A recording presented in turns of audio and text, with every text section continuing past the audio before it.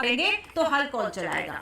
हल चलाने के लिए आपको पशुओं की आवश्यकता थी, और हल चलाने के लिए पशु की आवश्यकता थी, तो पशुवध रोकना आपकी मजबूरी थी।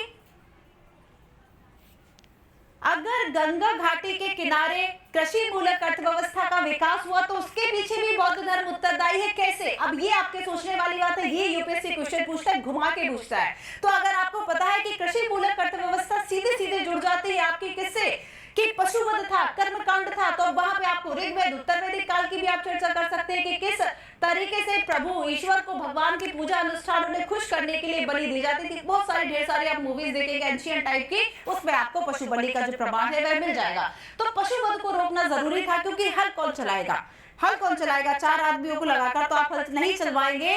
तो वहां पर बच्चों आवश्यकता थी पशुवध को रोकने की, और इसके लिए बौद्ध और जैन धर्म का विकास होता है। अब देखो लोहे का इस्तेमाल, इसके पहले तक हमने हड़प्पा की पशुवध को रोकने की, और इसके लिए बौद्ध और जैन धर्म का विकास होता है। अब देखो लोहे का इस्तेमाल, इसके पहले तक हमने हड़प्पा काल में देखा था कि कालीबंगा में हल रेखाएं मिली है, लेकिन उसमें कहीं भी लोहे का प्रमाण नहीं मिला, लोहे के औजार हमें नहीं मिले। हमने माना कि संभवतः हल लकड़ी का रहा होगा।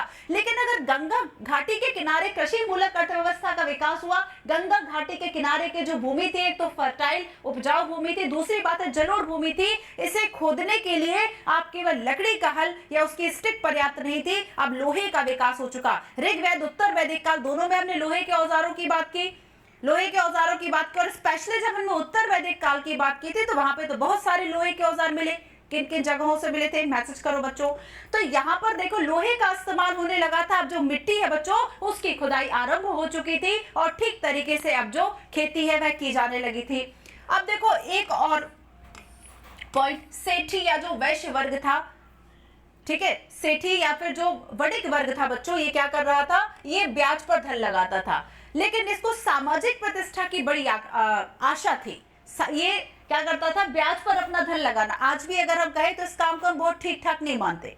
आज भी बहुत सम्मान की दृष्टि से आप ऐसे व्यक्ति को नहीं देख सकते जो कि अपना पैसा ब्याज पर देता हो। भले आपकी आवश्यकता हो, लेते हो, लेन देन होता हो, लेकिन उसके बावजूद भी सामाजिक प्रतिष्ठा तो आज भी नहीं है। कह रहे वो ब्याज पर धन लगाता, बहुत बड़ा, बहुत रईस आदमी, ऐसा नहीं सोच सकते हम।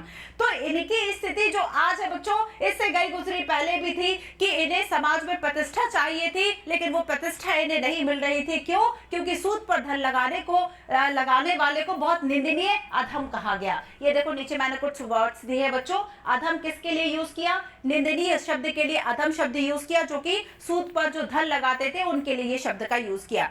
यति यानी सन्यासी हो जाना, यति का अर्थ है सन्यासी हो जाना। कैवल्य का अर्थ है सुख दुख पर विजय प्राप्त कर लेना, और द्विज जो शब्द है वह वैश्य के लिए यूज किया। तो ये चार जो इंपॉर्टेंट वर्ड थे वह मैंने नीचे आपको दे दिए। तो ये सारे कुछ ऐसे कारण थे कि जो कि जैन और बौद्ध धर्म के उदय में इन्होंने एक महत्वपूर्ण भूमिका निभा दी। ठीक है।